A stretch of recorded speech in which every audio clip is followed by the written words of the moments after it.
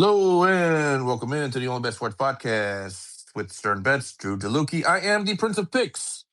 Happy Friday to you all. We are going to be covering the Friday slate of the sports landscape taking place not only today, but also over the weekend. So we've got the few days here that we're going to be covering. Of course, we have the NBA in action tonight, the final games of the play-in tournament. Then the playoffs proper are going to be starting tomorrow, which is Saturday. So a lot of fun here in the NBA. And of course, we've got a little bit of action on the pitch today. We've got more action over the weekend, which of course we will be covering those plays as well on the soccer field.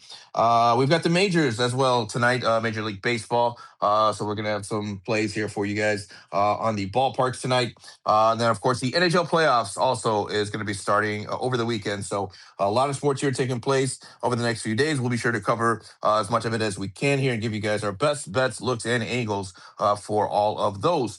Before we do that, if you guys can do us a real quick favor, head on over to Apple Podcasts, Spotify, wherever it is that you listen to us. Give us a real quick rate, review, subscribe. It does a lot to help us grow this channel and the community and getting this out to more potential listeners. As we wait for DrewDelucchi to come in, I'm going to go ahead and pass it over to Mr. SternBets. Mr. Mosh, happy Friday. Good morning, sir. What's going on? Oh, we're having a great day. It's another warm day here in Philadelphia. I'm excited to get into it. Honestly, a little bit disappointed that my play didn't come through. It voided, so we didn't lose any capital, but I really thought that the Rays had a lot of chances yesterday to win it. And of course, if you were following my Twitter, I put out my second successful live play of the week, so I'm 2-0 on those. Yankees first 5 money line. Unfortunately, the Yankees bullpen kind of blew up at the end there, which really sucked, but that's just a personal. I'm a Yankee fan, so that's just personal for me. Parker Messick almost had a no-hitter. Thanks, Drew, for pointing that out in our chat. I turned over to the game, and honestly, that was really kind of special to watch. Even though it didn't come through in the top of the ninth, he gave up a hit or two, and then he ended up leaving some runners on base, which put some earned runs on his card. But he pitched phenomenal, and it's going to be really exciting to see what he can do next time out. But yeah, NHL playoffs, we have NBA playoffs, a lot to get to. So you know what? Let's start with the soccer world, though. What do you got for us today or for the weekend? Yeah, real quick before we do it, let's go ahead and recap our plays. For me, guys, we did have some positive regression, as you like to say, Stern, which I think is kind of an oxymoron in itself, right? Positive regression. I think those contradict each other. Maybe it's positive progression, but in any case, I'll go with it. Positive regression. We had a better day. We had a little bit of a bounce back. We did hit on the 2-pick parlay in the Conference League. Shakhtar Donetsk scored. Fiorentina scored. So we hit on that parlay. We also hit on our NHL parlay for the final night of the regular season. Anaheim Ducks Nashville Predators over 5.5. That hit. We parlayed that with the Edmonton Oilers over 2.5. That hit in the first period. Yeah, that hit. Both of those NHL plays hit right away. quick. Yeah, real quick. There was no sweat whatsoever. Yeah, those were completely sweat free. So that parlay came in at minus 114. So we smashed both of those. I was watching the Rockies Astros. I believe there was 5 runs in like the 5th inning. Then there were no more runs the rest of the game. So that kind of sucked. At one point, the bases were loaded. There was 1 out. I thought for sure we would have got some runs there, but somehow he got out of that jam and ended up finishing with 5 runs for the game. So a little unfortunate there, but overall, 2-2 day for me. So I'll take it, and we'll move on to today. Stern, did you want to officially recap your plays yesterday? Or you want to just go ahead and move on to today? Yeah, sure. My full unit play voided. The Pirates and the Angels leans did not, but then I evened it out with the Yankees live play. I don't. If I'm recapping Drew's plays, I'm pretty sure. I know Max Fried went under his 18.5 outs, and I don't think Bubic went over his strikeouts, but I'd have to check my my actual plays because I do play everything that we say here on the show. Yeah. Looking forward to kind of getting back onto the horse and getting some plays in. I'm very excited about today's baseball slate. There were a lot of heavy favorites, so I didn't have any individual plays, so I ended up being forced to parlay, but we'll get into it. I'm excited. I'm going back to an old New York play and I'll just leave it at that. All right, what do you have for Ooh, us I, for the li- soccer world? I like it. I like the cliffhanger. All right. All right. So yeah, we'll wait for Drew to get in before we do the baseball. But yeah, we'll go ahead and start off with soccer here. We do have a match taking place today. Then I got my eye on here. We're looking at the England Championship. We got a 3 p.m. Eastern kickoff today, where Blackburn Rovers are going to be hosting Coventry. This is a matchup of two teams going in opposite directions. Blackburn coming to this one 20th in the table in the England Championship. Meanwhile, Coventry, not only are they top of the table, they are just one win away from securing promotion to the EPL. So I believe Coventry is going to get it done here and secure their spot in the English Premier League next season. We're looking at Blackburn. They're winless and also scoreless in 4 of their last 5. So this is a Blackburn team that is just not in very good form. I think Coventry get it done. There's only a few games left in the England Championship season, but I think Coventry is going to want to go ahead, secure their spot, get it done. Give me Coventry on the money line at plus money here, plus 110. I'm a little bit surprised we're getting plus money here, but I'll take it. I'll dive in, and I think Coventry gets it done in this one. Stern, any thoughts for you? Nope, no arguments for me. What time does the game go off? It starts at 3 p.m. Eastern this afternoon. Awesome, gotta love it. I might be forced to watch baseball at that time, but I'll definitely be paying attention. Yeah, and then for those of you who are interested in watching, I believe it should be on ESPN Plus, if I'm not mistaken. So, all right, cool. Then let's go ahead and move over to a game taking place on Saturday. We're gonna go to the MLS, Major League Soccer. We got a big matchup here, 4:30 p.m. Eastern. But the Colorado Rapids are going to be taking on Inter Miami, Messi and friends here, going over to Rocky Mountain. I'm going off the grain here a little bit, probably contrary to what a lot of people are going to take, but I like Colorado in this one, actually. I'm going to take Colorado team total over 1.5. You get that minus 110. Colorado comes into this game as the number 1 scoring team in Major League Soccer. I think that might surprise a lot of people. A lot of people might not have known that about Colorado. Well, Colorado's been flying offensively right now to start the season. They're averaging over 3 goals scored per match, are the Colorado Rapids. On Miami, on the other side, defensively, not very good. They've allowed 2+ goals in 3 straight matches. Now, of course, Miami did make a managerial change. Javier Mascherano is out. So they're going to have an interim manager here as they search for a permanent manager. But in any case, I don't think it makes a difference. I don't think a interim manager is going to be able to fix the defensive issues that Miami has.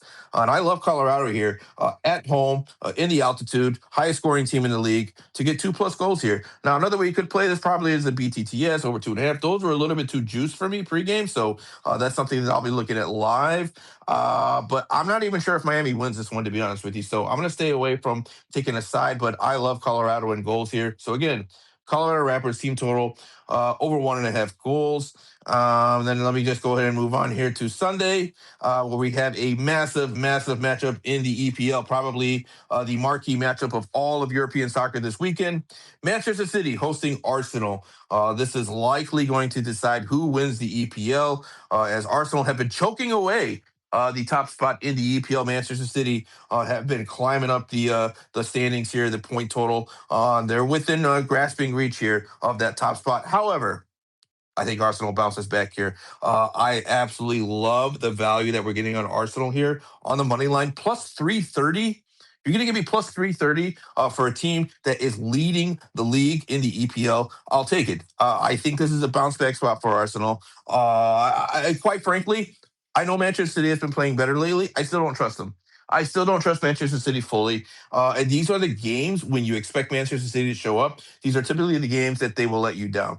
And so, again, this is more of a value play for me. I think both teams are going to come into this one wanting to win. I don't think a draw is really going to benefit either team. If Arsenal, for Arsenal's side of it, right, they're going to keep Manchester City in the race if they draw, which is going to add extra pressure for them.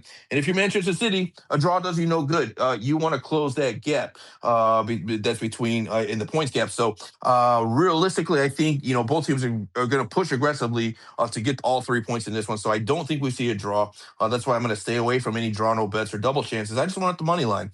Again, plus 330 for a team leading the EPL. Give me Arsenal on the money line in a bounce back spot here, and to solidify their position at the top of the table. I think they're a better team still overall. So Arsenal money line on the road at the Etihad. I will take them plus 330. It's going to be an awesome match one way or the other. It is 100%. It's going to be a lot of fun, a lot of intensity. You know, as another play I would look at, guys, if you're able to play cards, you know, I always like to look at these matchups where you have a lot of intensity. Usually those lead to cards. So if you're able to play cards, I'll probably play, you know, a cards over in this one. Well, it's probably going to be a pretty physical match, but yeah, it's going to be a hell of a match for sure. Haven't seen the cards prop over here in Pennsylvania, so we looked at it, and I think it was the Real Madrid. It was like one round ago in the Champions League, and we were like, "Oh, this game's going to be crazy." Yeah. Anyway, all right. I love those plays. I'm going to be looking forward to getting into that. Do you want to do NHL or NBA first? Oh, you know what? Here's Drew. Let's get into the MLB. All right. I'm going to go to my first play here. I'm taking 2 parlays for plus money. So, you know, previously, honestly, you can break up each of these plays. I'm going to give my analysis, and you can break up each of these plays if you want to play them individually for like minus 150 to minus 200, depending on the game. I don't mind it. I honestly don't mind it at all. I just promised that I was going to start doing plus money, and I each of these edges are really significant for me. But anyway, let me just get into it.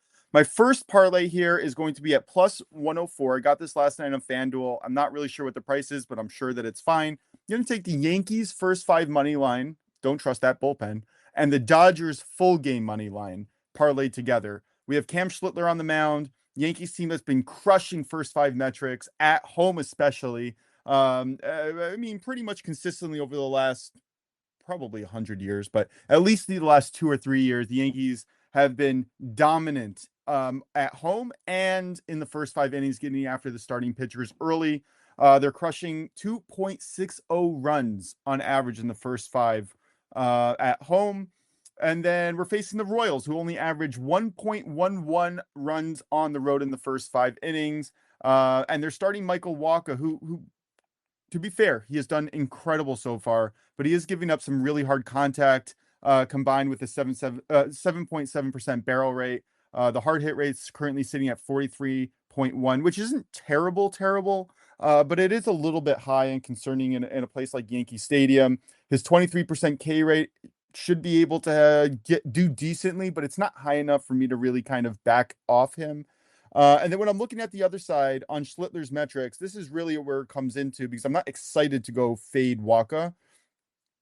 Metrics are for Schlittler are elite. He has a 4.3% barrel rate, 37% strikeout rate. His hard hit rate's a little bit high at 40%, but still lower than Wacha's. And if you throw in his 1.2% walk rate, this guy looks like he has full control over his pitches. Very excited to see what this guy is able to do. This is I know that we throw this term around a lot, but this guy might be a phenom.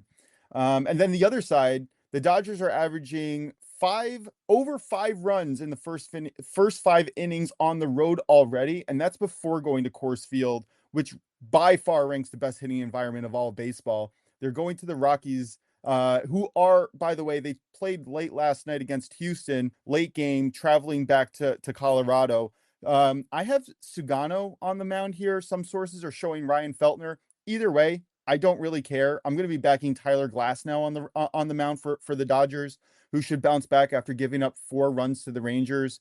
His metrics really support elite level of play: 4.4% barrel rate, 33% hard hit rate, and a 31% strikeout rate. Dodgers should score plenty here, just in case, because we have had some weird variance in the last few years in Colorado. I'm just going to take Dodgers full game money line, parlay with the Yankees first 5, and this is a really nice Brooklyn callback if you get my drift. Drew, how do you feel about these games, brother? And welcome in, if you can hear me. Yeah, can you hear me? Yeah. How do you like that play, Yeah. man? Perfect.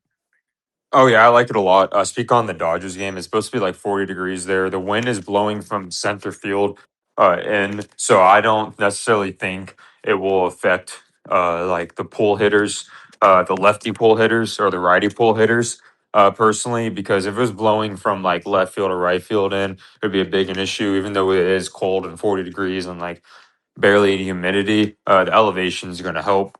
Shohei defines cold, like those kind of power hitters, not just, of course, Shohei, but like no matter what the weather is, you can the Judge's power, you can go deep. Cruz's power can go deep. Trout's power, Shohei's power, you know. So at the end of the day, another person to look for in there, I think they can do well is Freddie.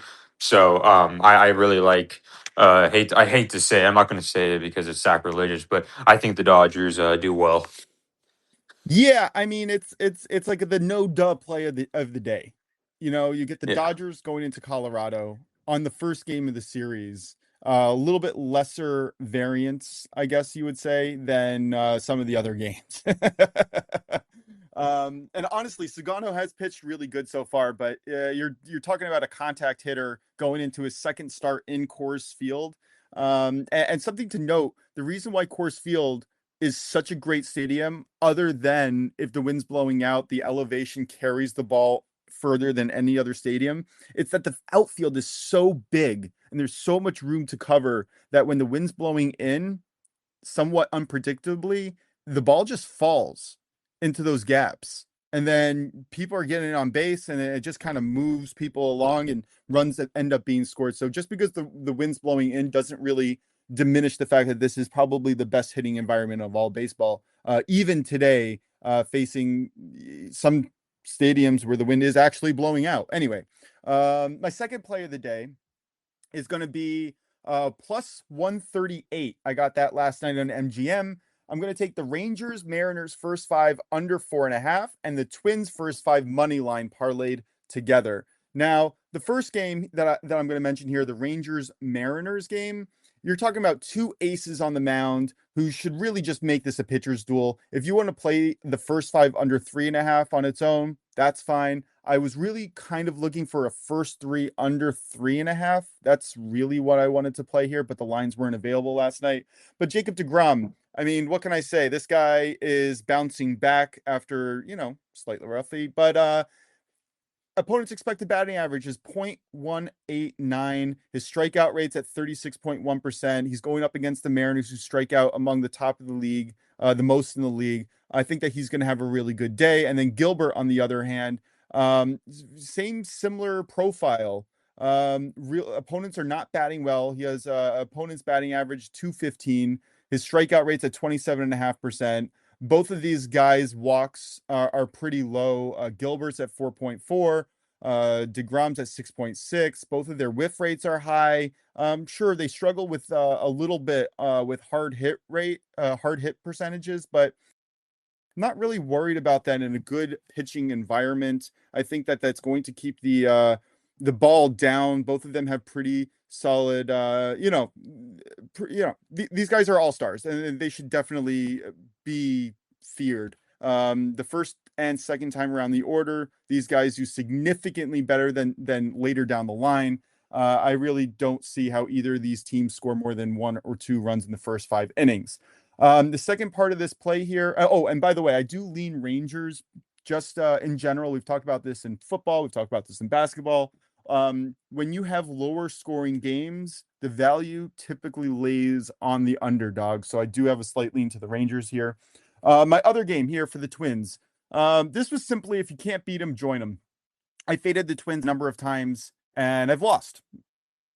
Twins are the number 1 scoring offense in the first 5 innings and 4th overall in the full game. At home, those numbers skyrocket to lead the league, currently averaging 5.8 runs per game at home. And the Reds are the exact opposite. They're not able to muster up any real offense consistently, although they have looked better as of late. They're still ranked 28th in runs per game, and going on the road after a nice home stretch should make that a little bit more difficult. Reds are starting Brandon Williamson, and he does show some promise. I do like him overall in the year, but he has a barrel rate at 12.8%, hard hit rate 42.5%, and a strikeout rate under 15%. That's just not going to do it for me. I'm going to fade someone with those metrics every single time.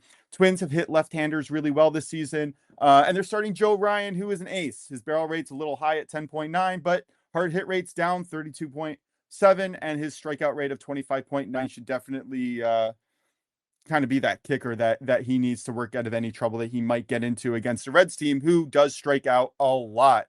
Reds on the road, significantly worse in almost every single metric.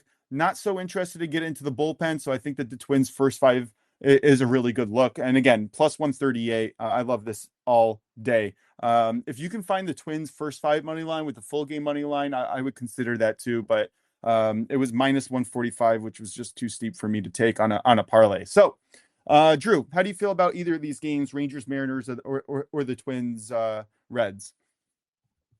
Yeah, definitely. Something that I will say, because correct me if I'm wrong. Yeah, Brandon Williamson is a lefty, right? I believe. Yeah.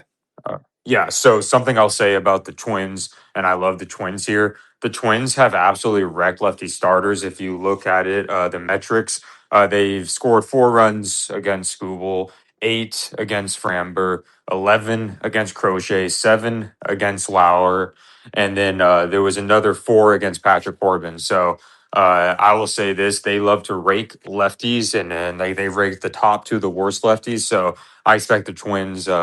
To annihilate Brian Williamson. Yep. That's essentially it. Yeah.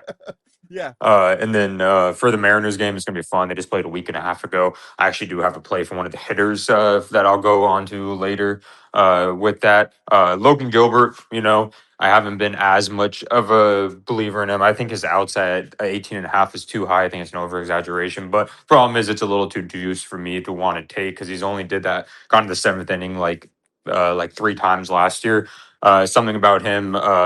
He needs to exercise his demons, and he's starting to exercise his fourth, fifth, and sixth inning demons. But the thing that worries me about these two pitchers, I will say this was like the exact same matchup a week and a half ago. When you see a pitcher that closely, almost less than 2 weeks, we'll see how usually the hitters have the advantage. So we'll see how that works in that case. Yeah, and like I mentioned, I do like the first three under 3.5 more than I like the first five under 4.5. But Yeah, take what you can get. Both of these pitchers are really good, and I still feel very comfortable in the first 5 innings. It's not I like particularly. your first three a lot. Yeah, I'm gonna actually look after the show and see if that was a playable line. But you also keep in mind, Seattle is not a great stadium for hitting, and it really does help pitchers, especially when they have lower ground ball rates, which both DeGrom and Gilbert actually have been struggling with this year. So I like them being able to kind of, maybe they'll give up a mistake or two, but I like them to mostly control the game. No real weather impact either. It's 55 degrees, winds blowing 3.4 miles per hour and left to right. So nothing really to mention there. All right, Drew, where are you going for your play of the day? Actually, you said you had a player prop in this game, right? Yeah, I have 4 plays total actually today besides my home run sprinkle. Let's go. So yeah, I'll start with that game. There is one person that has the most history against Logan Gilbert, and that's Mr. Seager. I think he's like 10 or 11 for 31 against him. Last time he faced him was a week and a half ago. He's 2 for 3. He obviously sees him well. Remember, the listeners, 11 for 31 or whatever it is good in baseball. That's like over 300. So if you fail 70% of the time, you can be a Hall of Famer. But I think he has a home run or so against him. And I like his 2 hits, runs, and RBIs rather than total bases against him. It's at plus 127. That's great value, especially for someone that sees, and he's a lefty, and he sees Logan Gilbert pretty dang well if you look at his past with him. And the reason why I didn't necessarily do total bases is because something I noticed with Seager, like, yes, if he gets a double, the total bases hurts, and if he doesn't end up scoring, then that's not a plus. But he does bat in top 3 in the order. So in my case, if I'm figuring if he does get a hit, it will generally be there's only going to be like 1 out or something like that, and there's a chance for him to get drived in. Or if he hits a home run, it hits automatically. So yeah. Yeah, no, I like that a lot. He has a 15.5%, a 15.4% walk rate, which also just, if you get a hits, runs, and RBIs prop, if he gets batted around, he gets in there. And when you're looking at his barrel rate, 17.4% to hard hit rate, 45.7%, those numbers are elite right now. Amazing. And I think this is a phenomenal find, man. Yeah, if I ever see 2 HRR for an elite hitter, and I think he'll like a possible future Hall of Famer. At the end of the day, I'm generally going to take it if they especially have history. But my next play I'll say is we'll go to actually we'll go in reverse order. We'll go to the Dodgers of time wise. Dodgers versus Rockies. So what the Dodgers decided to do, they decided to do a 6-man rotation to keep their starters fresh, and their starters can go, 6 innings more. For example, Glasnow's pitching. He hasn't pitched in April 10th, so he pitched April 10th. That's 6 full days of rest, right? So he wants his starters to get 5 to 6 full days of rest because who they're pitching, of course, it's Shohei, Emmett, Sasaki, Yamamoto, Roblatsky, and then him. And I think it was minus 130 yesterday. Also taking a minus 145. Glass now over 17 and a half outs. I know there are Coors, but regardless, Rockies are not good against starting pitching. The only starting pitching they did good against was the Astros at Coors Field. And we know the Astros is not good. Their starting pitching isn't, but we look at the series before they played at Coors Field. Luzardo went like 6.1 or something, and then even Taiwan Walker was able to go 5, and Aaron Nola went 6. So I love Glasnow's over and outs. Yeah, I love that. Would you still play that at minus 150? I see on Fanatics, which I do not have, it's minus 130, but it's minus 150 or worse in all the other places. Would you still play that Yeah. juice? So if you want to, and I know it can be scary, but I don't see it necessarily happening because I know the Rangers can get him out. Well, I don't think he reaches the 7th, and you compare it with Gilbert under 18 and a half outs. Like I said, I think it's an over-exaggeration. I watched that Astros game where he went 7 innings. Astros were just completely free swinging, and they were just trying to get to him early, and this resulted in straight contact to the fielders. Texas, the Rangers worked him to the very brink of the 6th inning. They're about to take him out too. So if you want to pair with Gilbert under 18 and a half outs at like minus 180, you can. All right, I can dig it. What's your next prop, bro? Yeah, my next one is we'll go to the Pirates Rays game. I like Bubba Chandler under 15 and a half outs. I love Bubba Chandler. He's exciting to watch, but the problem is his in the zone rate. If you just watch him in general, it makes sense. He shoots no, not shoots. My bad. He hits the zone. I mean, 50% of the time, which is absolutely terrible. I think it's like 51% to be exact. So yeah, what that means to the listeners is that he only throws baseballs in the zone 51% of the time. And something about the Rays, they do not strike out a lot. They do have people that have high chase rate, but they also have one of the highest chase contact rates, which means that when they chase rate is chasing out of the zone, but that means when they chase out of the zone, they will foul the ball off, and they're willing to draw. They have a bad walk rate, but they are willing to draw walks if someone's wild. I'm not saying that Bubba will get rocked, but I think like he usually does, he'll pitch himself out of the game in terms of pitch count, like he has done in his previous starts. So I like his under at minus 136. Yeah, I don't mind that, especially if you're considering his recent performance. He hasn't had a good game yet. It's just the fact. What's interesting to me is if you look at his individual pitches, they're really good. He has the stuff. I do expect him to positively regress at some point. But when you're looking at a 19% walk rate, a 10.8% barrel rate, and a 48.5% hard hit rate, it's hard to get behind that. So yeah, I'm with you, but and he's just not throwing strikes. Yeah, no, he just clearly doesn't have control yet. But the pitches themselves have really nasty. good. They're just nasty, and I really like this guy to kind of put it together at some point. I'm personally I'm not touching him, but I do like Bubba Chandler at some point to bounce back. And once he bounces back and he finds control, watch out for this guy. I think he could be really good. He's like a baby Paul Skeens in a way, in my opinion, because he kind of has similar stuff and power. He just doesn't have the control. And something I'll mention, like in the first game, for example, like he may only give up 1 run, but the problem is, I think after 5, you could see him have 95 pitches and like 3 walks. That's just one of those things we saw in the very first game. He literally had a no hitter going into the 5th inning, but the problem is he had 6 walks, so he couldn't even finish 5 innings to get the win. That's quite a stat. That's really wild. All right, what's your 4th play of the day? Yeah, definitely. We'll go to the Red Sox Tigers game. So I like Casey Mize under 6.5 outs at minus 127. One of the main reasons is Casey Mize, actually, if you think about it, has been one of the luckiest pitchers in the league. His hard hit rate is, I believe, at 45%. I know we said Bubba's like 48%, but people aren't hitting his stuff as much because Casey Mize, with what's going on with him, is If you watch any of his starts, people are hitting his ball and his fielding's kind of bailing him out. And I trust the Red Sox here at Fenway. A lot of the Red Sox players do great, especially lefties against his pitch mix in the cutter and stuff like that. And something I noticed with the Tigers, they're very cautious of Casey Mize. We saw him. In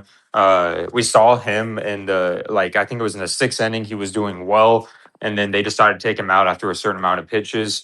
And he had 5.2 innings. Lastly, one of the reasons I like this is I don't know if you saw the Boston weather, and this is not favorable to pitchers, not the 50 degrees portion, but not the 50 degrees portion, but the fact that it's going to be 90% humidity at the Red Sox. When it's 90% humidity, guys, it's not good for the pitchers. They're going to be sweating. They could cramp easier. And I just find it hard to believe, personally, that either pitcher is going to be able to make it to the sixth inning with that humidity and the favorable matchup that the Red Sox have over him. I totally agree. 100% agree. Negative regressions coming for him. He does have decent control over the pitches. He has an 8.5% walk rate, 25.5% strikeout rate. But when you're looking at the actual contact against him, it's 10.5% barrel rate, 44.5% hard hit rate. Not a good recipe for continued success, especially at Fenway, which ranks the second best hitting stadium in all baseball. I love this play. I really do. I didn't know it got that humid in Boston, honestly. Oh yeah, That's crazy. yeah. Anywhere, That's I very think good. pretty much anywhere on the water, you're going to be able to get those humid conditions. Oh, and humidity helps the ball fly better regardless of what the weather is, too. That's something I will mention. Short right field porch. All right. Prince, do you have any baseball plays for us today? No, other than I just have the home run sprinkle, but no, I don't have anything official. All right, well, then get into the home run sprinkle, man. Let's get into it. And then we'll head over to the All right. NHL and NBA. Yeah, for sure. All right, so for me, guys, home run sprinkle.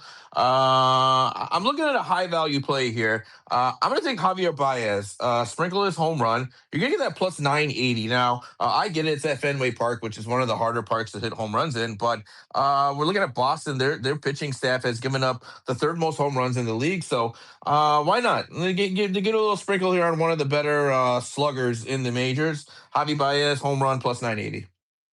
That's a real fun number, man. I like that a lot. His hard hit rate's coming up a little bit, and he is getting good, decent contact. So, yeah, let's roll. Drew, who do you got?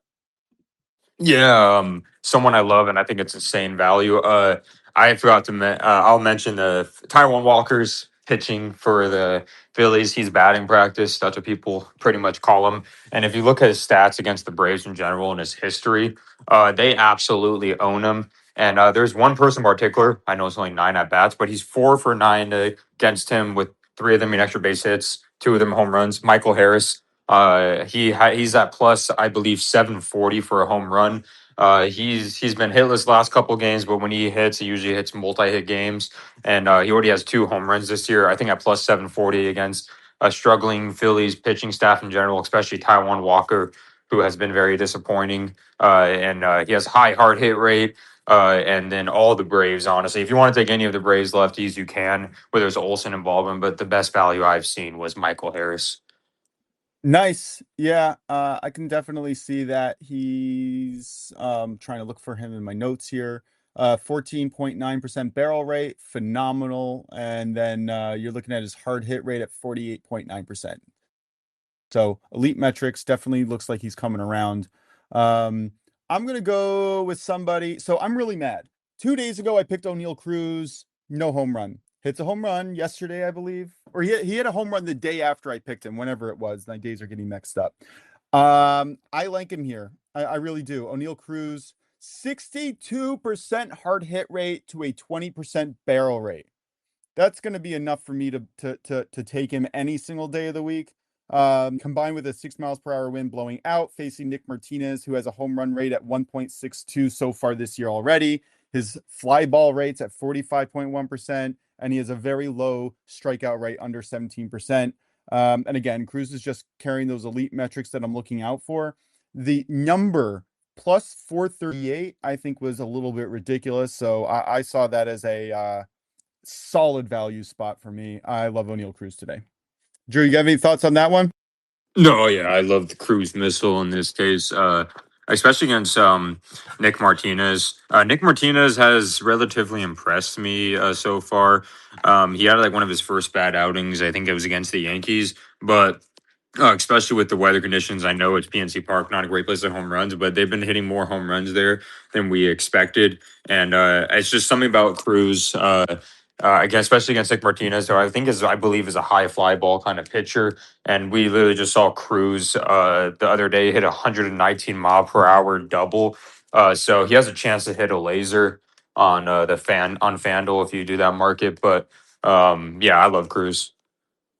Yeah, yeah, yeah. He really does have some of the most best elite metrics. His expected slugging percentage is 550, which which is just off the chart. Yeah, Insane. it means he's getting very unlucky. Yeah, he's basically a strikeout or a multi-base hit. That's kind of what I see from him. So, all right. Let's get into actually we have Brad. No pressure, Brad, but if you do want to come in, we would love to hear from you. Obviously, you're a very respected handicapper, and anything that you are able to say or add to our show, we would love to hear anything. Yeah, I hope he does because I have a couple questions for him. Brad, I don't know if you can hear. I invited you to speak if you're able to. Go ahead and accept it. I know I messaged you earlier, and I was letting you know we were going to talk about it. All right, Brad, can you hear us? Yes, sir. Awesome. Good morning, dude. Cool. So I got a couple questions for you about some games taking place this weekend, and I'm really interested in your perspective on it. And then I'll open the floor to you if you have anything else that we should be looking for this weekend or even today. But the first game that I want to touch on is one that I know is near and dear to your heart. EPL, of course, Manchester City taking on your Gunners. If you were to look at it objectively, how do you see this one going? Well, Arsenal's in absolutely poor form, and Manchester City's in good form, of course. But what I expect is I expect a tentative start from both teams, specifically Arsenal. And realistically, a tie for Arsenal is just like a win because of where their goal differential is on the table. A 3-point loss, which is a 3-point swing, upwards of 6 points, essentially, because they have a chance to win 3 points versus lose 3 points against the only team that can catch them for catching them for the title. So I expect actually Manchester City to win the game. I expect it to be something late, probably like a mistake from Arsenal. I just expect a more tentative Manchester City early and a more ravenous Manchester City late. Okay, so you're out on your Gunners. I'm surprised. I'm actually taking Arsenal on this one. I just think plus 330 for Arsenal on the money line. I think that's a pretty good value, but it could go either way for sure. But interesting to hear that. All right, and then another one. I'm curious. I don't know if you have any other thoughts on that. Oh, I just wanted to say thank you for the live looks because now I know exactly what to bet live. yeah, right, for sure. All right, and then another game I'm curious about your thoughts, Brad, is of course probably one of the bigger ones in the MLS. Colorado Rapids taking on Inter Miami, of course. Javier Mascherano out from Miami. Interim manager, they haven't gotten a full-time manager yet. But any thoughts on that one? I'm kind of leaning towards Colorado with goals. But how do you see this one? You remember when LeBron was talking about winning championships with the Heat? That's what this was, right? This is what I feel like in terms of goals. Like not 1, not 2, not 3, not 4, like 7, 8, 9, 10. Like actually legitimately, we saw what I spoke about last week. I played Colorado versus Houston as my best bet on DTL last Friday. It absolutely smashed. And that's because of Colorado and Houston and their play styles, but specifically with Colorado, talked about it at home. They favor and have a better opportunity for goals and have had a higher success for goals at their home. They also trend it. They also do it against they also do it against Inter Miami, and Miami do it every single freaking match. I mean, the stats are absolutely astronomical. I won't bore you, but every time Miami play, you play that over 3 or the over 2.5. It's a 3.25 with a little bit of juice or a 3.5 at even money. I mean, I kind of think it's a gift, So I'm going to be looking to hopefully see it drop just a tiny bit. And if it doesn't, you can also look live, and that over 3 will be there very quick. Yeah, I'm 100% with you. I think these are two teams. Obviously, they play very open, very expansive. I think it would surprise a lot of people that Colorado is the leading scoring team in the MLS. I actually surprised me. I know Colorado plays very expansive, but I didn't know they lead the league in scoring. And then, of course, Inter Miami, right? They give up goals on the regular. So, to your point, I think everyone's expecting a ton of goals in this one. I'm probably going to look at it live just to see if I can get a little bit lower number. I'm a little hesitant to play 3.25, 3.5 pre-match, but if we can go 10, 15 minutes without a goal, possibly, then maybe we can get that a little bit better number for that. But yeah, I'm right there with you. I think tons of goals. All right, then anything else that you have that we should be looking at here, either today or over the weekend? Anything else that's on your mind? I mean, I got a lot on my mind, so Okay, maybe a if you few. just want to stick with the MLS as far as the mindset there, I'll also give you another play that I'm most likely going to be making. I'm just going to observe the line as it leads up to it. But we've talked about it, and we talked about it last week. And no, they did not hit over 2.5, but that was because of the opponent that they had. Orlando City's taking on Houston. Houston away from home. Talked about them. It's Orlando. They concede just about every single match. The only ones they didn't was that U.S. Open Cup match, but that's a lower league team. They're going to concede. They're going to score while they're at home. Going to hit the over 2.5, which is the over 3 that it has. So I expect that. I expect 3.5 from where Houston is. So the over 3 is looking like a strong play. Yeah, I'm right there with you. I already bet that pre-match. That's on my bet slip already. It's already been put in. So over 3 for Orlando Houston. I think that's as close to a lock as you can get. What else you got? Hey, can I put Stern, that what's on up? the recap screen? Yeah, of course. Yeah. Go. Yeah. Well, All I right, meant what for else you got, Brad. Brad? Oh, yeah, sorry. No, I know. I was answering for him. Sorry, Brad. I was speaking for you. Well, Galaxy's away from home, so you expect that both teams are going to be able to score. I expect the BTTS to hit in Dallas versus the Galaxy. I just wonder about that over 2.5 sometimes. The Galaxy went over 2.5 last match away from home against Austin due to 2 later goals, specifically with Austin, who did it off of a corner. Austin's not really that good offensively, but they are absolutely porous defensively, so expect them to concede every single match, just like Sporting Kansas City, Montreal, Inter Miami, Colorado. Expect Houston, Orlando, the Galaxy, Dallas, Seattle, San Diego. Those are all and San Jose. Those are all your shortlist teams who are going to concede every single match. So half the league, basically, is what we're looking at. Yeah, I'm with you. I think, we mentioned it before. MLS is one of the higher scoring leagues, and there's a reason for that because a lot of these teams can't play defense, so and they concede a lot of goals. So Go Quakes. I'm with you on. Yeah, yeah. Hey, Quakes are good, but we'll see. I don't know. I need to see more from them. But yeah, I've already got some pre-match bets in those or wagers already in those games as well. I got Toronto on the money line against Austin. I think Austin pretty poor on the road, and then I like Dallas on the money line against the Galaxy, specifically because Galaxy are coming off that midweek beatdown to Toluca. So I think Dallas at home. I like them to get the win on the money line, but. Yeah, I got a few other plays here. I'll cover them over on the VIP channel. But in any case, I think there's a lot of goal scoring opportunities here in the MS. There usually is every weekend. So I think this weekend is no different. Anything else that we should be looking at? Anything else that's on your mind? Both teams that scored in the MLS came in at 11 out of 14 last week. Some of those stayed at 1-1, just a few. And that was with the late red card and late goal from Cincinnati hitting that both teams to score, limping across the edge. Vancouver somehow didn't hit the over 2.5, even though the EXG was absolutely there. I'd be avoiding DC United like the plague right now. Just anything with them is really in between. Same thing with St. Louis. Mentioning Sporting Kansas City versus Vancouver tonight, since we have a match tonight, might as well mention it because we're talking about the MLS. Couv should absolutely smash Sporting Kansas City, but that is, they will smash them in shots, they'll smash them in EXG, and they should hit the net, but sometimes they just don't for some odd reason. There will be endless chances.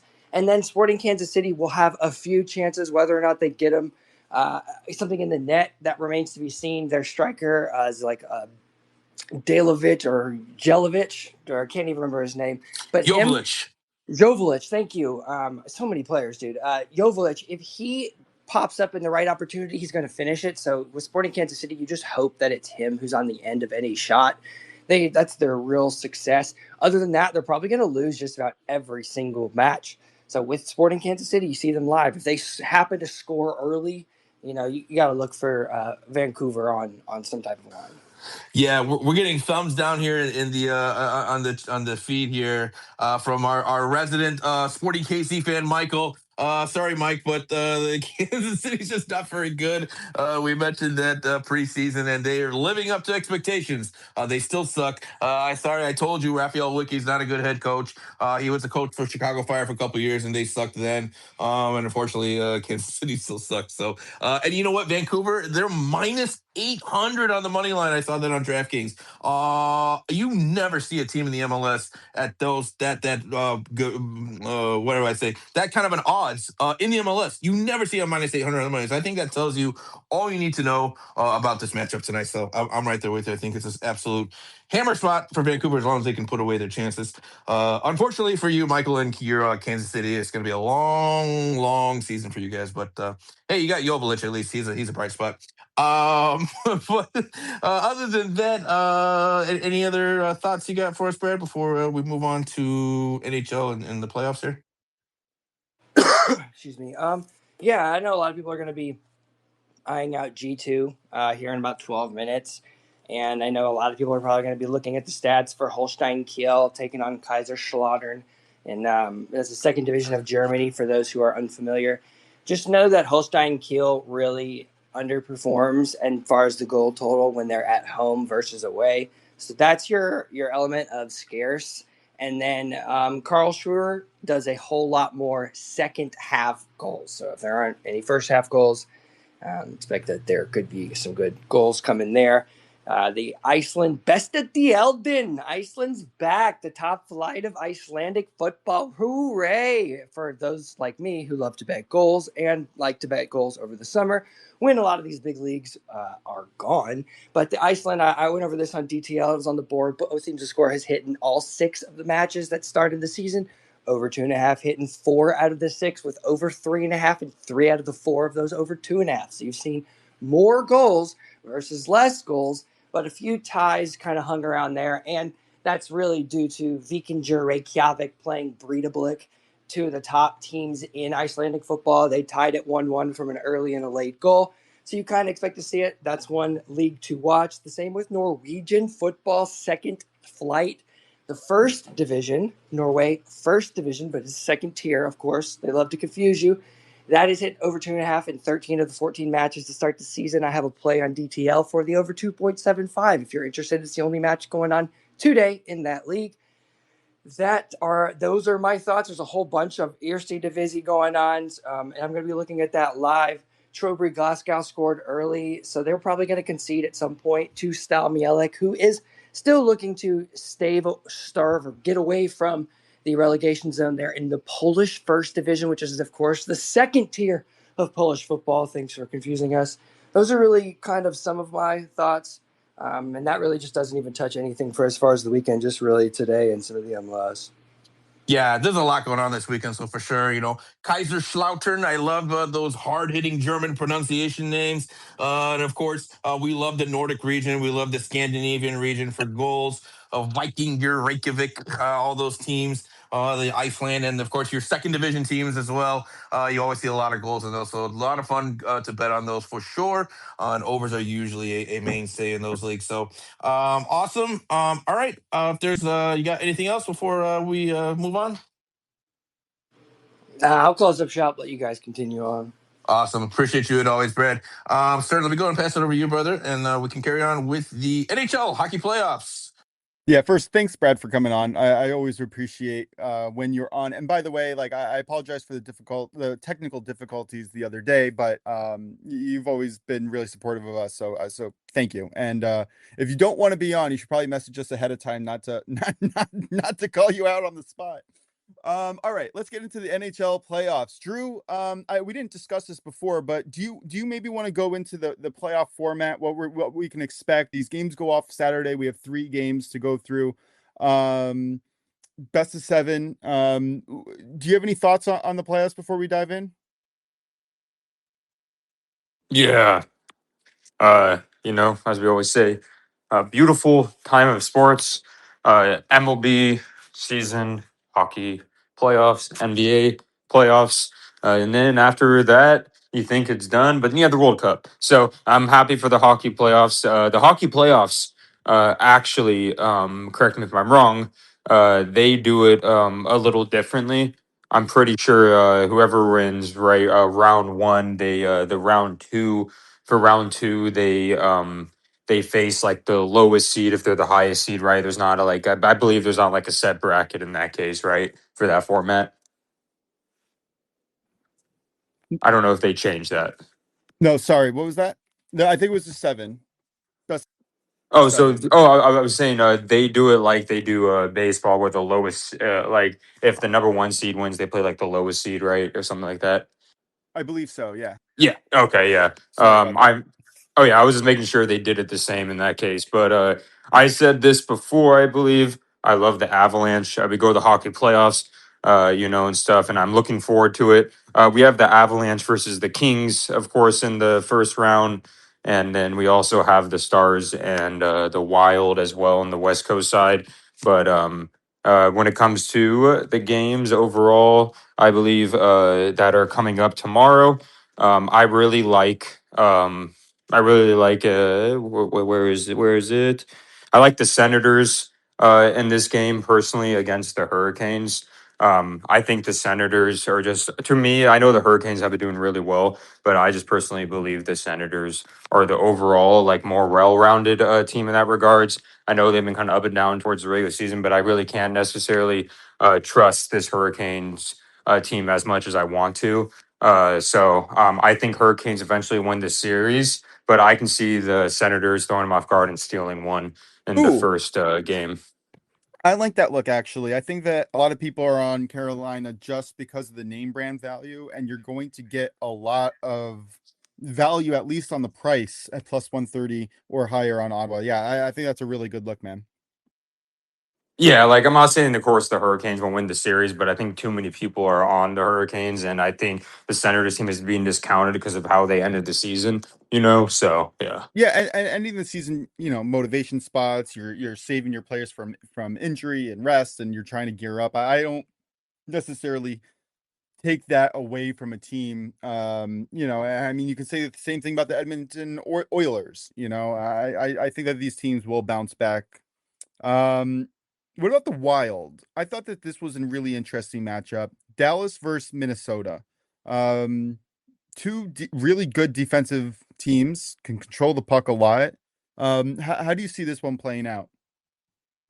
Yeah. So something I will say, we know at least about the Stars. The Stars will generally make it out of like the first round, but then they generally will lose like in the second in that case. But the Wild are a very interesting team. They're kind of like a supercharged kind of like Sharks team where they're a very young team and they started building from the ground up and it's working out. You know what they remind me of when the Avalanche got Miko and got Miko Rottinen and Nathan McKinnon. So and it's one of those where I think it's not their time yet, but I think it will be because they've drafted well. But I like the Stars here. I trust their goaltending more than I trust the Wild. The Wild can score goals, but they are both gritty defensive teams. But overall, I think it comes down to the wing players and the grit and the grittiness on the defensive end. And I trust Ottinger more to steal game one here, and like not steal game one, but win game one here.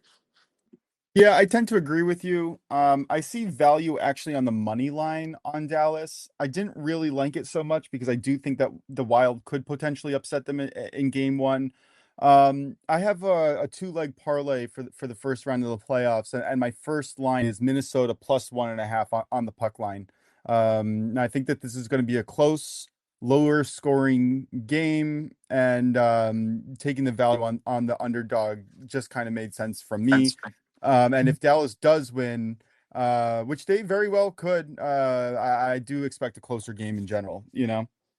Oh yeah, I honestly think both hit. I think Dallas wins this game maybe like 3-2. Yeah, The I only could thing I'd very well worry see about is that. an empty netter. But yeah. I did also consider parlaying the under 7.5 with the next game, Philadelphia Pittsburgh, over 5.5 or 4.5. You can get that at near even odds. But I don't see either team really playing defense. Philadelphia versus Pittsburgh. Do you have any thoughts on that one? So I have no thoughts on this series. This series is like going to be to me the most interesting series in the first round to watch because like both these teams are huge question marks. And it's like, what Penguins team are we going to get? Are we going to get the Penguins team that we know that like will demolish like the Avalanche? We get the Penguins team that's going to get demolished by like the by like the Blackhawks or something. You know what I mean? Like I would like to see the first game to see how they play against the Flyers. This is one of those before I even bet on this series. I want to see the first 1 or 2 games. Yeah, I tend to agree with you. What about the Colorado Avalanche here? Now, that is the second leg of my parlay. I took them on the money line price. Yes. And I got that together at minus 103 over on FanDuel this morning. But I think that they're actually, I mean, like they're the heavy favorite to win it all, right? Um, I expect them to probably have the easiest path to the Stanley Cup. How do you feel about their game against LA, who has been pretty solid as of late? Gotta say, I don't think that they're an elite team by any means, but they've been competitive. Yeah, this is Avalanche all the way. I know I said my pick to win it all, I believe, is the Avalanche overall. I know we saw the Avalanche, the goaltending has been kind of suspect as of late, but I think this is one of those things where towards the end of the season, they've just been trying to cruise to the playoffs. You know, we kind of saw it with like Simile and other sports as well. Like Michigan, they're just trying to cruise, you know, to the playoffs. We've seen that before. And I think since they dominated in the beginning, I'm not saying they got bored, but they were just ready. And I think this is a bad matchup for the Kings. I think that the Avalanche gentlemen sweep them. I think it'll be a 4-1 personally. And I think they take game one. Minus 250 is not great to take straight. I like what you did. I think it's good to take in a parlay piece, especially. I know the Kings have been doing well, but I can't trust their offense to keep up with the Avalanche's offense. What the Kings thrive on a lot, I've noticed, is their defense. And I think this is a bad overall match for them because of the Avalanche are able to get ahead early. I don't see how the Kings can come back. Yep, very much in the same boat here.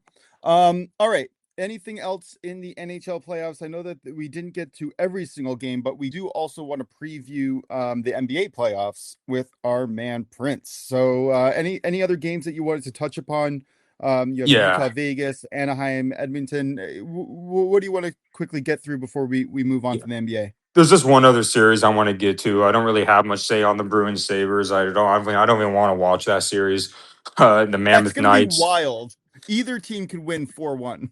Yeah, but it'd be some of the ugliest games you ever watched too. That's the best part about it. The game that we can definitely talk about on Monday is going to happen on Monday. I'm excited for that series. But the most exciting series I'm excited for, we have the Canadians versus Lightning. That's what we all wanted. I'm going to be honest. This is going to be fun to watch. I expect goals and goals and goals. And I'm not saying like the over always hit, but if anybody wants to watch high, fast pace scoring and great transition offense, watch this series. I have no take right now. I just want to enjoy and watch the first couple games before I bet on it. Yeah, that sounds fantastic. I'm very excited to get into it. All right, we did NHL playoff preview. Prince, what do we got? We have one more day of play-in tonight, right? I will say I did have a lean, not an official play, but mostly because I'm mad at the Magic, which is a really bad way to go about betting. But I do lean the Charlotte Hornets. Incredible comeback the other day. But we have Golden State against Phoenix, and then we get to the actual playoffs tomorrow. Bring us in. Who do you have? What do we got? And what can we expect? Yeah, so first up, I'm going to look at the game tonight. The first one between the Hornets taking on the Orlando Magic in Orlando. What I landed on here was a Hornets team total. Are you going to get team total over 110.5 at minus 110 odds? I think that's an outstanding price here for a Hornets team that can put up points, but more specifically, an Orlando team that doesn't play any defense. Now, the only reason the Orlando Philly team or Philly game was so low scoring on the previous game was because Philly also struggles to score the basketball at times. So I don't think it was quite as much Orlando's defense that kept Philly down as much as it was Philly just taking bad shots. And of course, Orlando, I'm out on them. I don't know how you can really support them right now. They've just been all over the place and inconsistent. And so I'll take the Hornets. I think they're a better team. I think they win this one outright, but I really like their team total here over 110.5. I think that's too low, honestly, against an Orlando team that struggles to play defense. So that's what I'm going to land on here. Hornets team total over 110.5. Any thoughts on that before I move on? Yeah, I like the way you attacked it because I didn't feel comfortable laying the -3.5. So I think getting the team total on a team that doesn't really have any rim deterrence is a really smart play. So yeah, that's fantastic. And if the Hornets continue shooting the three like they have been, we're going to be in for a wild one. Yeah, LaMelo Ball can get that himself. Of course, I'm kidding, but he could put up a lot tonight. All right, and then in the other game, Watch of course, him score 50. I mean, he could, dude. I mean, he really could. LaMelo's on a heater right now, so absolutely, he's somebody you don't want to fade. But by the way, since we're talking about him, maybe look at him on his points total over. That might not be a bad look, or threes. Either way you want to play it, but I think LaMelo Ball could definitely have a big night tonight. And then, of course, the other game, right? It's the OnlyBets battle here between my Suns and Drew's Warriors. My Suns at home here. This one being played in the Valley of the Sun, in the desert here. I'm interested to see what Drew thinks the Warriors have to do to win this game. I will talk about what I think the Suns need to win this game. But my official play for this one, I think it's a lower scoring game. I'm going to take under 219.5 at -108. I think you have two good defenses here, two of the top defenses in the league.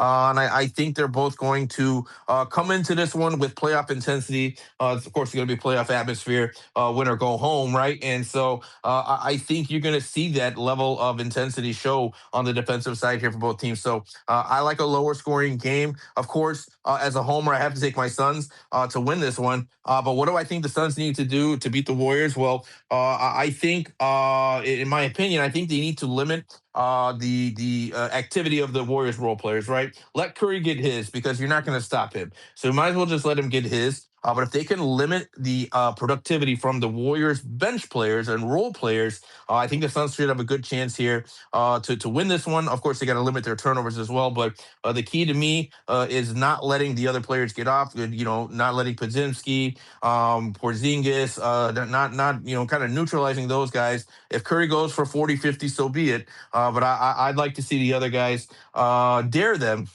to step up on the road in a must-win game and see if they can do it. And if they do it, so be it. But I think if you're the Suns, you need to limit that for the Warriors. And then, Drew, I'm curious, what do you think the Warriors have to do to win this one against the Suns today? Yeah, first I'll say you said win or go home. Even if you win, you do go home. But that's besides the point. Well said. Right. Good one. Even though I'm a Warriors fan. But you get to rake in ticket sales one more time. Hey, you get to go home in a less amount of time. I mean, a more there you more go. amount of time. Right, Yeah, more exactly. amount of time, exactly. Yeah. But something I will say with this game is, I would definitely, of course, I'm not going to bet on my own team, but I would definitely lean the Warriors here, my unbiased perspective. One of the main reasons why is we did see the Warriors lead the series 3-1. Actually, the one game they lost, like Jimmy Butler and stuff, was theirs by like 1 point. I remember that game. Something the Warriors do really well exploiting, because I know Mark Williams is playing. I don't think the Suns will be able to play Mark Williams for too many minutes because he likes to play drop coverage. And this is one of the first times we've seen Curry with Porzingis. Curry's only played with Porzingis before the Clippers game for 53 minutes all season. And we see what happens when Curry has a stretch big. The pick and pop game is deadly, and I don't see how the Suns can cover that, especially when they have a center like Mark Williams playing drop coverage. And I think the X factor for the Warriors here is basically not just Porzingis, not just if Horford can make his threes, not just Curry, not just Draymond's defense, but it's Podziemski. If Podziemski can get going, as we've seen, he's able to get going. I think Suns are going to be in some big trouble. I think what the Suns' X factor for this game is, what can you get out of Dylan Brooks? I know he's playing hobbled, But I think Dylan Brooks, in my personal opinion, needs to focus more on defense rather than offense and try to open up things as well for like Booker and Grayson Allen and stuff. What the Suns need to do as well, we kind of saw it in the Clippers games against Warriors. You need to hit your open threes against the Warriors because the Warriors will crash a lot. They do have one of the best 3-point percentage, guarding percentage, but you need to try to run a bunch of split action against them. I know the Suns aren't great at 3-point shooting, but I think like their key is Grayson Allen and Booker need to be aggressive. They can't just rely on their role players, get job done, and be passive. So yeah. Yeah, I'm with you on that. I think you're spot on. I think, to my point, I mean, you gotta limit the role players. Pozenski, in my opinion, is a role player, so can't let him get off. Then in terms of Porzingis, he is a matchup a problem for any team that he plays. Right, anytime you get a stretch big, I'm not sure. Suns might have to go small because to your point, I don't think Mark Williams probably will be able to play long minutes in this one because he doesn't like to go out there on the perimeter. So yeah, but we'll see. But I think it's going to be close either way. It's you're splitting hairs, in my Oh opinion. I yeah. think just Curry's that nuclear weapon that I always am scared of. That's just something that most teams just can't compete with. So we'll see what happens. But in any case, even if he goes off, like I said, I think it's up to the role players. I think this one's going to be decided by the role players. And then Dylan Brooks, like you said, we need defense from him for Phoenix. That's what we more so than the offensive side. We'll let Booker and Jalen Green take care of the offense. If Brooks can at least give us some elite defense, then I think we can stay in this one. But yeah, cool. All right, let's go ahead and move on to the playoffs proper then, which is obviously going to be taking place Saturday. I do have a pick for each matchup here, so I'll run through them and then I'll get your thoughts on it, Stern and Drew, if you have any as well. First up here, we got the Raptors taking on the Cavs. This is the early matinee game taking place on Saturday. I like the Raptors here plus 8.5. I think it's too many points against the Cavs here. Raptors during the regular season they were 3-0. They did sweep the series against Cavs. Now, of course, a lot of people kind of they take that for what it is, right? This is playoffs. It's a different game than the regular season, but I think that speaks to just the how do I say? I don't think there's that much talent disparity between the Raptors and Cavs. I think in a game one, I think the Raptors could catch the Cavs sleeping here. And I think 8.5 points is just too many points for a Raptors team that on paper they're a good team. It's just in between the ears for them and just staying consistent. But we're just talking about game one. I like the Raptors plus 8.5 here. Keep it close, under double digits. Under 9 points for the Raptors. Next up here, let me just get through them because we're kind of running short on time. Wolves and Nuggets. I like a high scoring game in this one. I'm take the over 231.5. I think you have two high scoring teams here in the Wolves and the Nuggets. Specifically Denver at home. You typically see overs with them, and I think again, this one might, as the series goes on, you might see more unders. But with this being game one, neither team has really been able to make an adjustment yet. So before that adjustment happens, I think you are likely to see a lot of points here by both teams. I'll just take the game total over here, 231.5, in a high scoring game at Mile High. The next up here, we got the Atlanta Hawks at Madison Square Garden taking on the Knicks. Look, I can't lay points with the Knicks right now. Not until they prove it to me. So I'm on the Hawks here plus 5.5. I think the Hawks are underrated. And the Knicks are too inconsistent for me. I need to see it on a more consistent, stable basis for me to be laying points with them. 5.5, no thanks. I'll take the Hawks here. The Hawks' 2 losses to the Knicks this season were just by 3 points each. So they did keep it close all 3 games that they played each other. And again, can't trust the Knicks right now. So I'll take the Hawks plus 5.5 on the road in game one. Next up, we got the Rockets taking on the Lakers in LA. You guys probably already know where I'm going on this one. I'm taking the Rockets. Not only do I like them on the money line and on the spread, but in terms of my official play, I'm going to take the Rockets team total over 106.5. How disrespectful is that to the Rockets? Now, I get it. The Rockets struggle to score at times. We're talking about a Lakers team that doesn't play any defense. And without Luke and my God, I'm drawing a blank on other dude. Sorry, drawing a blank. Austin Reeves. Not that they'd make any impact on the defensive side anyway, but yeah, no thanks. 106.5, that's an extremely low number. I think it's disrespectful to the Rockets. I like their team total over 106.5. If you want to play them on the money line and the spread, I will be playing those as well. But officially, I'm just going to take the team total. And then we've got Sunday action here. We only have 2 series confirmed. Of course, the other 2 series will be confirmed later tonight as we get the final 2 winners. But we got 76ers taking on the Boston Celtics at Boston. I like the Celtics here. Team total over 113.5. I think with the volume of threes that Boston shoots, they're capable of scoring points at any point. And of course, you got everyone's healthy now for Boston, and of course, Philly without Embiid. I think they're going to struggle here on the road against Boston. Defensively, specifically, I like Boston here a lot to get put up some points at home in game one. So team total over 113.5 for me for the Boston Celtics. And then finally, Portland Trailblazers at San Antonio taking on the Spurs. Look, I don't need to think hard about this one. I'm going to lay the 10.5 with the Spurs. I think the Spurs win this one by a lot. I think this is a bad matchup for the Blazers, and I think San Antonio, they're ready to go. They're going to win this one convincingly against a Portland team that's just not very good on the road. They got lucky to beat the Suns, but I don't think they're going to get lucky again against a San Antonio team that is significantly better than the Suns, in my opinion, probably one of the top 3 teams in the league. So give me the Spurs at home, game one. I'll lay the 10.5 with them at minus 115. Stern, any thoughts? Yeah, I really liked a lot of what you said. 2 games that really stood out to me, Toronto with the points and then the Hawks with the points. I think that those 2 are probably the spots that I'm looking to attack on my own. Obviously, I'm going to be playing everything that you have too, but those spots kind of jumped out to me. I don't understand how anyone's laying more than one possession with the Knicks, and the Cavs also. Good defense all around. Give me the team that the underdog in a lower scoring game. Yeah, no doubt about it. Two inconsistent teams, so I can't lay points with them. Not yet. Not until I see more from them. So I'm glad you're with me on that. Drew, you got any thoughts on anything in the NBA? Yeah, so something I was looking at first off, I don't know if I mentioned this before, but I like the Nuggets to reach the finals. I have Nuggets for Celtics. I don't have a winner net. I love the Nuggets in the spot against the Timberwolves, but what I like to do first game, I'm going to do what you do. I like the over in that game. Personally, I think the Nuggets win the game, but I don't want to lay 3 possessions with them currently with the Timberwolves. So I like the over. The one of my favorite ones that's very suspicious is I think this is one of the lowest totals we've ever seen in a Hawks game. I think 216.5 is way too low.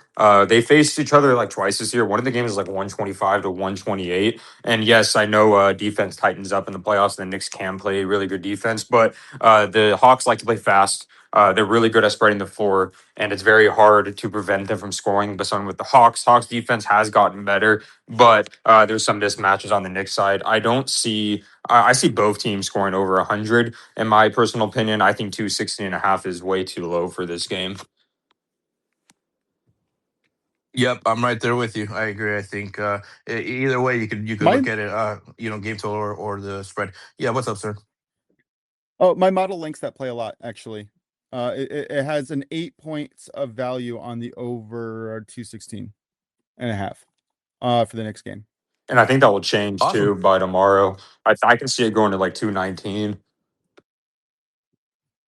Yeah, I think that's actually a really good play. You want to make that official so I can play it? Yep, I'll make it official. I'll type it in. Yeah, I just realized how good that was. Cool. Now I get to play it. Let's go. Make that 3 of us. We'll do it. Let's make it a show play. We'll make it a show play. I like it too. Right. That's good. Someone put it in the chat so I remember. I'm doing it right now. All right. Drew, anything else? I guess you're going to be writing that in real quick, but anything else that we want to get to before I guess closing out the show? We've gone an hour and 15 minutes so far. Yeah. Honestly, this has been a phenomenal week. I think every single show this week has been a lot of fun. It's been great having the 3 of us all together. Consistently. I think it really adds so much to what we can bring to the table. And I'm also gonna just open it up to our few listeners here. If you guys want to jump in and ask us any questions or bring up any takes that you have or anything, now's the time to request and we can bring you on. But yeah, this is just an incredible time in sports. We have the NHL playoffs, the NBA playoffs, we got baseball in full swing, and I do say that with pun intended. So yeah, a lot of fun things to get through, and we're going to get through our recap screens in just a moment. But Prince or Drew, anything else? Yeah, I have something funny to mention. I forgot to mention it. So I don't know if you guys know. I know Prince probably knows. The Suns and Diamondback Stadium are right next to each other. The MLB schedule makers Didn't I know they didn't think it through. It's hard to think through the play-in, but literally the Diamondbacks game starts 20 minutes before the Suns game. There's going to be barely any fans at the Diamondbacks game. I will say that they're going to be watching TV or something. The stadium can hold like 40,000 people. It'll probably be like 10,000 to 15,000 people at the most. That area is going to be absolutely packed, especially with Steph Curry in town. So that's just very ironic and unfortunate for the Diamondbacks. Can we bet that on Polymarket? I wonder. Yeah. That's funny. That would be a good bet. Well, because you agree with me, Prince. They're literally like right next to each other. Yeah, I think you're probably going to see more people in the pool. Don't they have a pool there, right? At the stadium? At the Yeah, there's a Diamondbacks? pool at the Diamondback Stadium, and Yeah. honestly, there might be people there. There'll be a lot of. I think the bars are going to be crowded in the Diamondback Stadium to watch the Yeah. game. Exactly. It's probably more crowded out in the corridor of the The stadium ball is than the gone. No one's actual. there to catch it. Well, I got to say they probably have that problem. Although Diamondbacks play in a dome, no? Or am I getting that wrong? It's retractable. Yeah, they'll probably Okay, close it. okay. 'Cause I was Actually, no, like, in the they'll middle keep of it the open if summer- it's good weather. Yeah. Yeah. Yeah. No, I was just gonna make a joke about like how as the season goes on, more people are gonna be inside anyway than outside. Because like I used to live in Miami, when the Marlins didn't have a retractable, just nobody would come to the game. No one's interested in sitting outside in 90-degree heat in the summer. If Arizona Yeah, didn't have a retractable roof, then they would get no attendance during the 110-degree summer. We would also see water breaks in the middle, although I guess you get to sit down every half an inning, so it's a little bit different. In soccer, I love when they have like the African Cup play, and then they have like a 70-minute water break because it's just so hot you need to have it. you need it. Yeah, you have to. People would It's turn essential, into dude. hash browns. All right, Drew, let's recap our best bets. And yeah, let's get on out of here so that we can go back to work. So much fun. Yeah, sounds good. Sounds good to me indeed. So the first one I'll say this is tomorrow to the listeners. Knicks Hawks over 216.5 at -110. Now for the games today, Casey Mize under 16.5 outs at -127. Bubba Chandler under 15.5 outs at -136. Tyler Glass now over 17.5 outs at -145. Corey Seager, 2 hits and runs and RBIs at +127, and sprinkle Michael Harris home run at +740. Love it. Absolutely love it. On my own, we are going to the NHL real quick. Half a unit play. Colorado Avalanche money line. Parlay with the Minnesota Wild +1.5. In the MLB, I have 2 plus money parlays. First one's at +104. Yankees first 5 money line. Parlay with the Dodgers full game money line. The second one's price is at +138. Parlaying the Rangers Mariners first 5 under 4.5 and the Twins first 5 money line. I do recommend, if you can find it, the Rangers Mariners first 3 under 3.5. I like that a lot better than the first 5 under 4.5. It just wasn't available to me. And then the home run sprinkle of the day for me is O'Neal Cruz at +438. Prince, close us out, brother. Yes, sir. So for me, guys, we're going to the pitch here. We have a matchup taking place this afternoon, Friday afternoon, 3 p.m. Eastern. I like Coventry on the money line against Blackburn. We're going to get that at +110. We have a Saturday play in the MLS. Colorado into Miami. Give me Colorado Rapids. Team total over 1.5 goals. You get that one as well at -110. Big matchup on Sunday in the EPL. Manchester City hosting Arsenal. I'm going to take Arsenal on the money line +330. In the major leagues, give me Javier Baez to hit a home run. We're going to sprinkle that, just a light sprinkle, at +980. And then for the NBA, of course, we got the play-in action tonight. I will take the Charlotte Hornets team total over 110.5 at -110. And then give me the Warriors Suns game total under 219.5. That one's at -108. And then finally for me, guys, so we're looking at the NBA playoffs over the weekend. We've got the Raptors and the Cavs. I'll take the Raptors +8.5 at -115. Give me the Wolves Nuggets over 231.5, also at -115. Give me the Hawks +5.5 against the Knicks, again -115. I will take the Houston Rockets team total over 106.5. That was at -110. Give me the Boston Celtics team total over 113.5. That one is at -105. And then finally for me, I will take the San Antonio Spurs against the Portland Trail Blazers. I will lay 10.5 points with the Spurs. That was at 115. That's going to do it for us, guys. For SternBets, DrewDelucchi, we appreciate Brad Bretz, as always, for his soccer input and analysis. This has been your Friday edition of OnlyBets Sports Podcast. We hope you guys enjoy your weekend. Have a wonderful, fantastic Saturday and Sunday. We will be back Monday, same time, same place. You guys can catch us live on Twitter, X Spaces, Monday through Friday, 11:30 a.m. Eastern. Come and join us. We open the floor to all of our listeners. So if you guys have anything that you want to chime in with, we love this to be an interactive show, and we will be more than happy to take your takes and your calls here on the show. So please join us Monday through Friday, 11:30 a.m. Eastern, Twitter, X Spaces, OnlyBets Sports Podcast. We'll see you guys Monday. Have a great weekend. Until then, talk to you soon. Thanks.